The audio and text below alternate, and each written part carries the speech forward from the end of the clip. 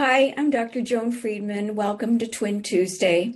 I've been thinking a lot lately about this mantra that I always talk about, that life is not fair and twins are not equal. And I've had a few instances this past few weeks that have really made me think more deeply about the subject. One was a communication that I received from a mom of 12-year-old identical twin boys, where one made the elite team, the other one didn't. I think it was soccer or hockey, I don't remember.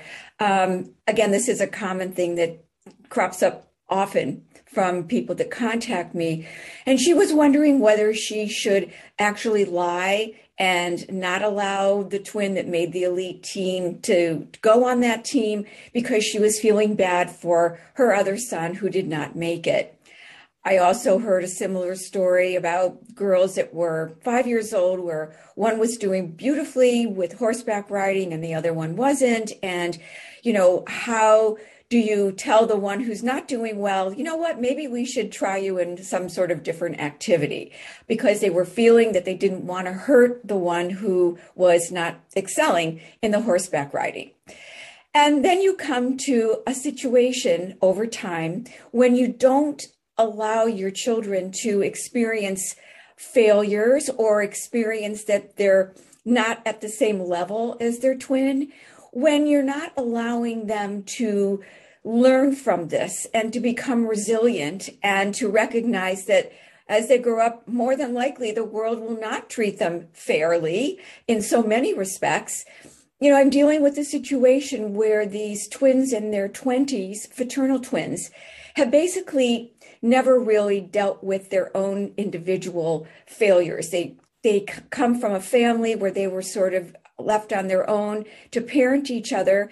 And now what they've done, unfortunately, is that one seems to sacrifice her happiness for the well-being of the other. And this is how they've been able to negotiate their inconsistencies and basically their abandonment. So now they're in a situation where they're going off to university. They're both terrified because they both have very underdeveloped social skills because they've been together so much of the time. They are going to live in different dormitories, but they plan to take separate classes, and both are really worried about the adjustment. I'm already sort of predicting that one will be fine and the other one will probably not be able to make it and probably need to return home and get more emotional help before she's ready to venture out again. And this is a situation where finally the one who's going to stay at school can no longer make sacrifices for herself in order to take care of her sister. These kinds of situations don't have to happen if parents are very willing and able and recognize the importance of being truthful and being honest and not getting so caught up in quote unquote hurting one versus the other, but really helping them deal with life. That their twins are not always going to be the same. Their successes, the failures, whatever they're going to do in life.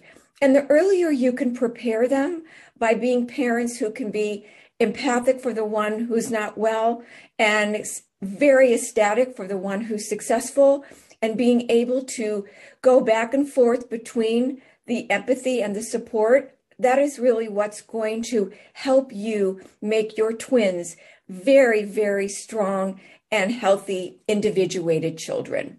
So thank you for listening, and I'll see you next week.